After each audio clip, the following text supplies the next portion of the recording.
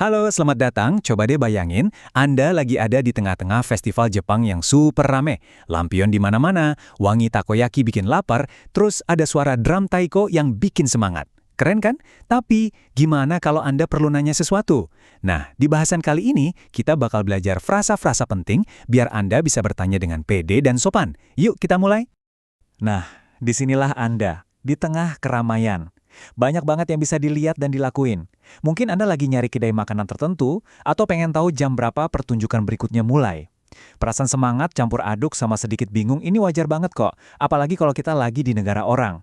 Ini dia nih tantangannya. Anda punya pertanyaan tapi pengennya terdengar alami dan sopan, ya kan? Bukan kayak pertanyaan kaku dari buku pelajaran.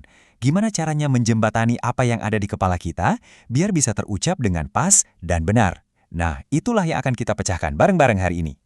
Oke, kita masuk bagian pertama. Tersesat di festival? Anggap saja ini panduan praktis Anda untuk bertanya. Kita akan bedah semuanya, jadi langkah-langkah yang gampang dimulai dari kosakata dasarnya dulu. Lanjut ke bagian kedua, perangkat kosakata. Seperti membangun rumah, kita butuh fondasi yang kuat kan?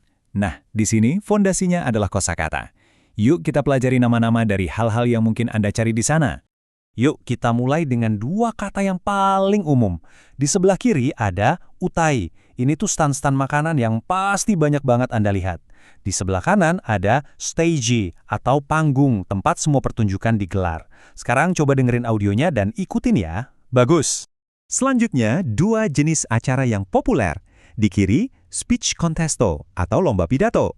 Dan di kanan, sesuatu yang Jepang banget, karaoke taikai alias lomba karaoke. Sekali lagi kita dengarkan dan ulangi setelah audionya ya.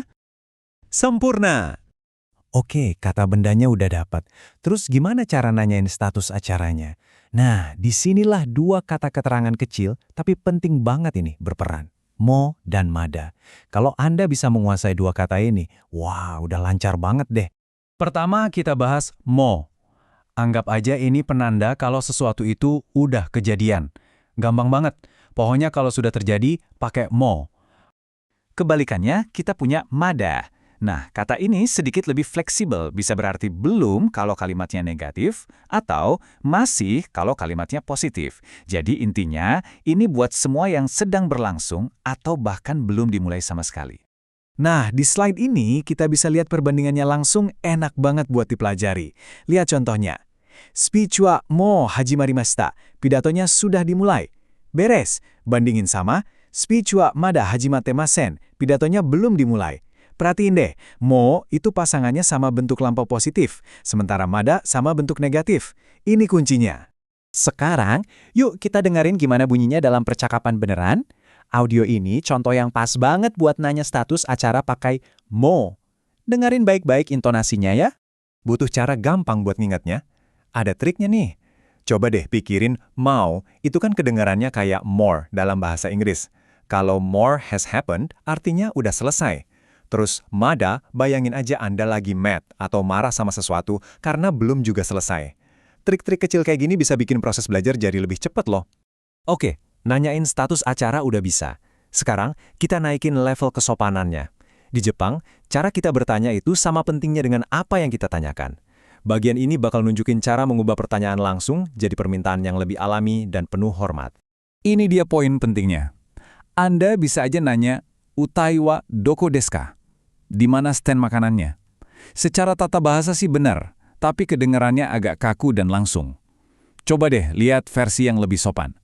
Utai wa doko ka wakarimasu ka?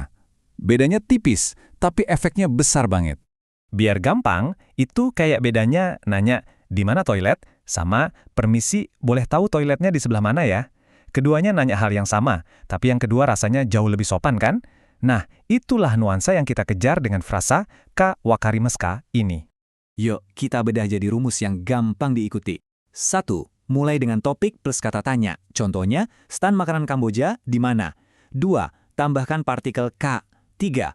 Tutup dengan wakarimasu ka? Jadinya, Kamboja ryori no yatai wa doko ka wakarimasu ka? Apakah Anda tahu di mana stand makanan Kamboja? Tuh kan, gampang. Ini rumus yang bisa diulang-ulang. Cukup teorinya, sekarang waktunya kita praktek. Yuk, kita dengarkan gimana semua ini digabungin dalam percakapan singkat yang realistis di sebuah festival.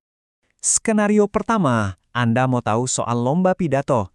Anda samperin seorang staf dan bertanya, dengerin deh gimana si penanya pakai mo dan stafnya ngejawab pakai mada.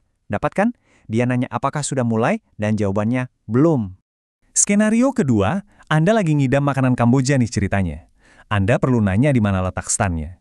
Perhatikan baik-baik gimana penanya pakai rumus pertanyaan sopan yang barusan kita pelajari. Kamboja riolino yatai wa doku kawa karimasu? Persis seperti yang kita latih. Oke, kita rangkum ya. Ini dia 4 pola kalimat andalan yang bisa langsung Anda pakai. Buat nanya apakah acara sudah mulai, di mana lokasinya, kapan dimulainya, dan apakah masih berlangsung. Anggap aja slide ini contekan cepat Anda.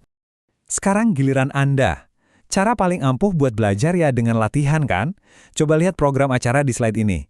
Pilih satu acara atau lokasi, terus coba bikin pertanyaan versi Anda sendiri. Pakai pola yang udah kita pelajari.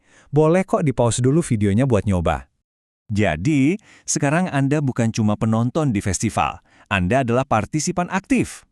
Anda punya bekal buat navigasi, bertanya, dan berinteraksi. Pertanyaan terakhir buat Anda. Dengan pengetahuan baru ini, apa hal pertama yang bakal Anda tanyakan nanti? Terima kasih sudah menyimak, sampai jumpa di bahasan berikutnya.